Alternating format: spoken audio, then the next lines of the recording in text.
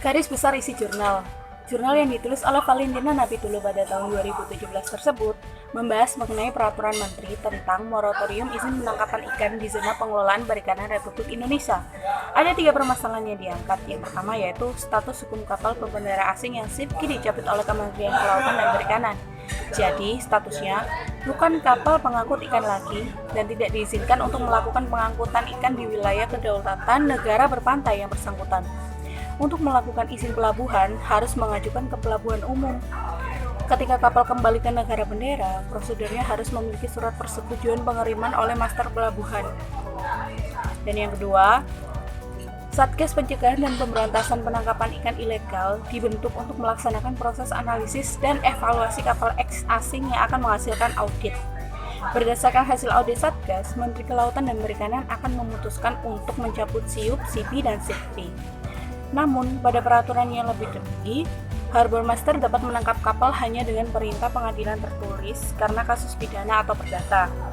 Kemudian yang terakhir yaitu, dalam prakteknya, Kementerian Kelautan dan Direktur Jenderal Sumber Daya Kelautan dan Perikanan bermain di dalam kasus kapal Deveng Marina. Dari pemaparan tersebut, saya menemukan aspek negatif dan aspek positif dari peraturan menteri tentang moratorium izin penangkapan ikan di zona pengelolaan perikanan Republik Indonesia. Yang pertama, dari aspek positif, salah satu pelabuhan besar bernama PPS Nizam Zahman tidak terpengaruh terhadap peraturan tersebut. Karena sejak tahun 2013, kapal X asing dengan alat tangkap longline sudah tidak memperpanjang perizinan penangkapan ikan lagi. Nilai ekspor perikanan Indonesia per semester 1 2016 naik 4,3% atau senilai 2 miliar US dollar. Indeks nilai tukar nelayan Agustus 2016 berada di 109,7. Penerimaan negara bukan pajak melonjak lebih dari 100% dibandingkan pada 2015 yaitu senilai 300 miliar rupiah. Sekarang saya akan membahas mengenai aspek negatifnya yaitu terjadi penurunan ikan tuna segar sebesar 23% dan ikan tuna beku sebesar 10% pada triwulan keempat tahun 2014. Ekspor ikan tuna segar akan tetap menguntungkan jika jumlah ekspor ikan tuna segar sebesar lebih dari 70% dari jumlah total ikan tuna. Namun pada kenyataannya banyak eksportir yang merugi dan itu menunjukkan bahwa mereka tidak mendapatkan lebih dari 70% jumlah total ikan tuna tangkapan.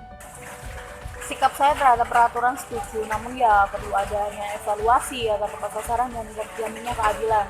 Alasan saya setuju itu yang pertama karena kerugian ekonomi yang diderita Indonesia akibat kegiatan ilegal fishing oleh kapal asing diperkirakan sebesar 30 triliun rupiah per tahun.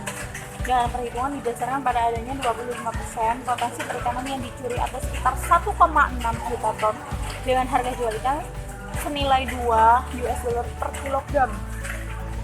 Yang kedua, FAO menyatakan bahwa saat ini stok sumber daya ikan di dunia masih memungkinkan untuk ditingkatkan penangkapannya hanya tinggal 20%, sedangkan 50%-nya sudah dalam kondisi pemanfaatan penuh, dan sisanya 25% terancam kelestariannya. Alasan ketiga, beberapa sumber daya alam di wilayah pesisir dan lautan telah mengalami overexploration. Sumber daya perikanan laut baru dimanfaatkan sekitar 63,49%, telah mengalami kondisi tangkap rugi atau overfishing. Jenis stok sumber daya ikan yang telah mengalami overfishing adalah jenis udang dan ikan karang konsumsi.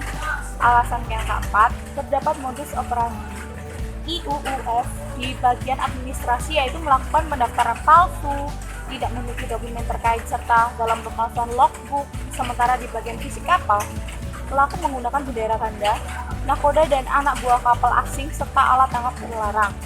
Untuk di bagian tangkap ikan, pelaku melakukan alih muat tanpa izin, melanggar jalur penangkapan serta tidak bermitra dengan unit pengolahan ikan.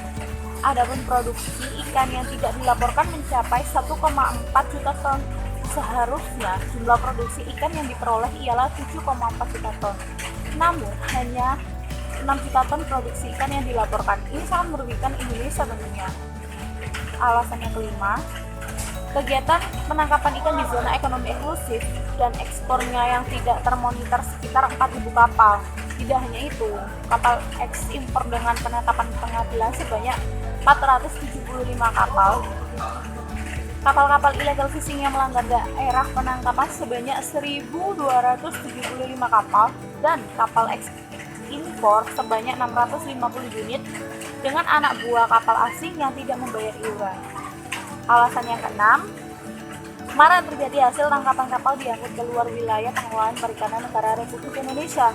Selain hasil tangkapan ikan dibawa ke negeri lain, kapal-kapal tersebut juga diketahui melakukan penukaran bendera ketika melintas di wilayah perbatasan. Alasan yang terakhir, lebih banyak kapal asing di Indonesia yang melakukan penangkapan ikan di Indonesia dibandingkan dengan kapal ikan Indonesia. Negara Indonesia membutuhkan suatu kebijakan yang dirasa cukup tegas untuk memberikan efek jerah pada negara-negara pelaku IUU fishing. Ada beberapa masukan yang terpikirkan mengenai peraturan menteri tentang moratorium izin penangkapan ikan di zona pengelolaan perikanan Republik Indonesia. Di antaranya yang pertama yaitu perlu adanya penguatan sumber daya manusia agar nelayan Indonesia unggul dalam pemanfaatan sumber daya alam. Yang kedua, perlu adanya verifikasi terhadap kepemilikan kapal yang dikelola dan dimanfaatkan oleh warga negara Indonesia yang diperbolehkan untuk beroperasi. Jadi tidak semua kapal eks asing dilarang beroperasi. Yang ketiga, perlu pemberlakuan pelaporan SHTI bagi semua pelaku usaha penangkapan ikan untuk menjamin asal-usul kapal tidak hanya terbatas bagi pelaku usaha dengan tujuan ekspor Uni Eropa. Hal ini akan mempermudah mekanisme pengawasan pencatatan data ikan dan membantu apabila akan dilakukan kebijakan kuota terhadap sumber daya. Yang keempat, hendaknya lebih dapat dibedakan kapal eks asing yang memiliki izin dan tidak, karena jika semua kapal eks asing dilarang untuk penangkapan, maka dapat berpengaruh terhadap suplai ikan dan penurunan volume ekspor. Untuk pembahasan yang terakhir, jadi ada pertanyaan yang belum terjawab oleh jurnal tersebut, yaitu di pemerintahan sebelumnya izin penangkapan diberikan, tetapi mengapa tiba-tiba di pemerintah saat ini izin dilarang? Alasannya yaitu karena banyak kapal eks asing terindikasi IUUF. Sebelum tahun 2000 diberlakukan sistem lisensi charter kapal eks asing. Pada tahun 2001 sampai 2005 diberlakukan pengaturan masukan kapal eks asing menangkap di ZEE Indonesia melalui bilateral arrangement. Ada kuota per masing-masing negara, yaitu Cina sebanyak 250.000 GT, Filipina 150.000 GT, dan Thailand 150.000 GT. Semenjak tahun 2006, semua kapal asing diwajibkan berbendera Indonesia. Namun, tidak semuanya betul-betul berbendera Indonesia. Banyak yang masih dengan bendera negara asal dan double flagging. Dengan bendera Indonesia tentunya.